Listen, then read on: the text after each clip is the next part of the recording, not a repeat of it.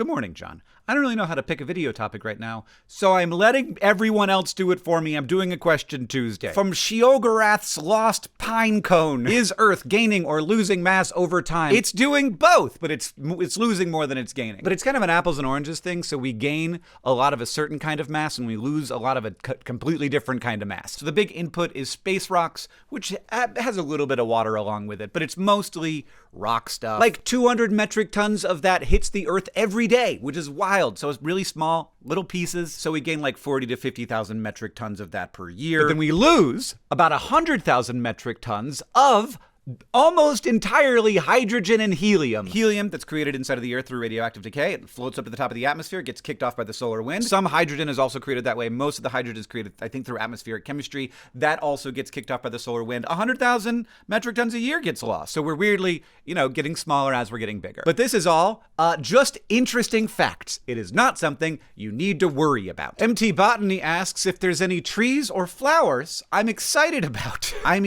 Honestly, thank you for asking, because no, not appropriately. I should be more excited about trees and flowers. Both of them are very good. I was talking just yesterday about how trees are like a thin film of life over a dead skeleton. And that's very weird. They're basically like a little plant that builds a giant structure to stick to. Destroyed wants to know, has anyone accidentally seen me naked? Probably. I wouldn't know 100% of the time, right? Sometimes it's an accident and they're like, whoa, oh. But even if I knew that it happened, I don't think that I would retain that memory long term. I definitely remember times I've seen other people naked accidentally, like my grandfather. He just didn't close the door. But that's the thing. It probably didn't matter that much to him. And in the same way, I feel like it doesn't matter that much to me. I don't know. Has anyone?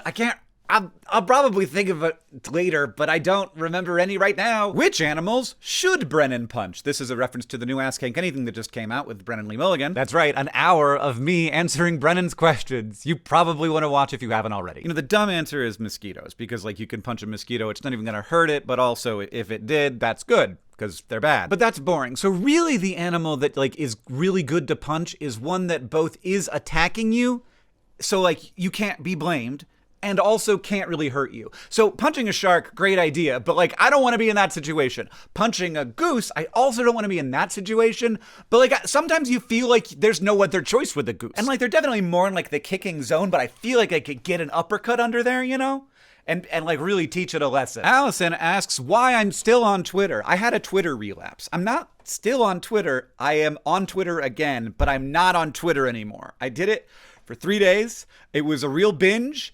And I'll be honest, I don't think that anything good came out of it. I don't think that I enjoyed I did kind of enjoy myself. This is the thing. I don't think that it's good behavior. I can kind of convince myself that if I'm not adding something nice and fun, like this post I did yesterday about how they did indeed do a study to see whether in emergency situations you could stuff 2 people in a CT scanner and have it work, and yes, you can. I don't post that kind of stuff where I feel like I'm adding value. I post angry rage stuff because I'm experiencing anger and rage. Me being on Twitter for 3 days was the only topic I discussed with my therapist this week. Because Allison, I'll tell you, I liked it and I didn't experience any negative consequences, but I am aware that if I do that 10 times, that will not be the case all 10 of those times. So I really need to rein it in. It's a bad place, but so are so many other of them. I think that it is time. There will be a reversal of fortune for these content platforms. They are bad.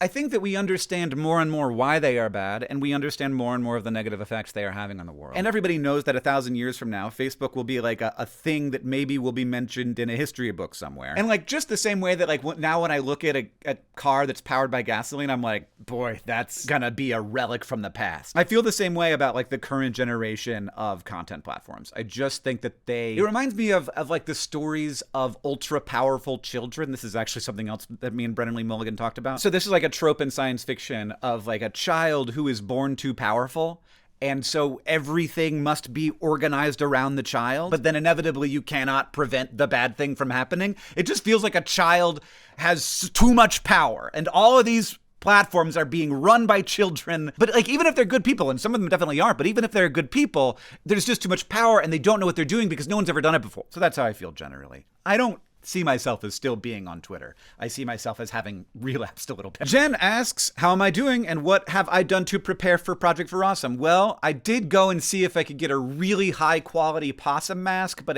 it's got like a 2-month lead time, so I did not prepare in time. But I've got my running list of balloon gags. I've got some very weird peanut butter that somebody sent me. I've also got weird fruits from Miami Fruit. But one thing about the Project for Awesome, you don't want to prepare too much. You want to leave space for things to happen. Penguin asks, how do you make curiosity a consistent practice? Penguin, I need to make a whole video about this. In fact, I have a whole video planned about this.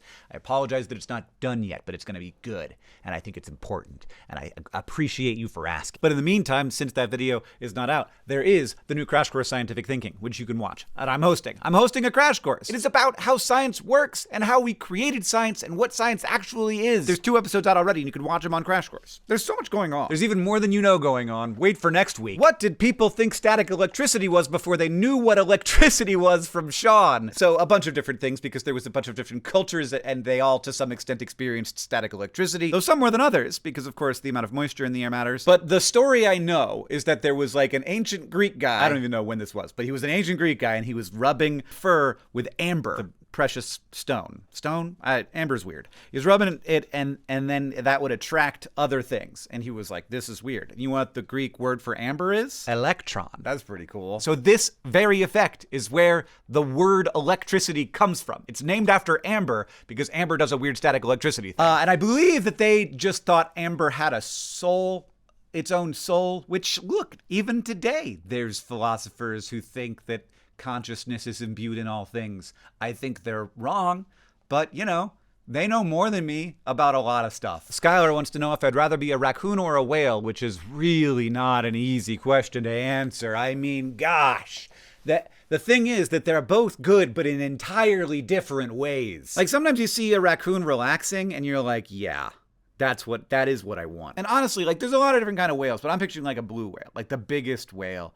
They eat one thing ever in their whole life. Raccoons eat everything. I like a diet that has variety, but then also raccoons, they die very quickly, often in terrible ways. Whales tend to live a really long time. And like, I want to know what it's like to be both of these things. Now, what I'll say is I think that the sensorium of a whale is more different to mine than the sensorium of a raccoon. Like, raccoons are going to be based on sight and on smell and on touch, whereas whales, much more ear stuff going on, echolocation going on, pressure sensitivity, probably a lot of signals about how much air you have and need that are much more subtle than the one that I have. So if I could come back, I think a whale, because I'd want to know more what that's like than being a human. If it's permanent, I still think a whale because I'd want to be alive for longer. I don't want to die quick the way raccoons do. But I feel like the raccoon community, it would be very appealing. I would love to be a raccoon because the community aspect, you know, depending on the whale. If it was like a killer whale, I'd definitely, because that's like a mix. Like, orcas are the raccoons of whales. So I'd go, they even have like funny face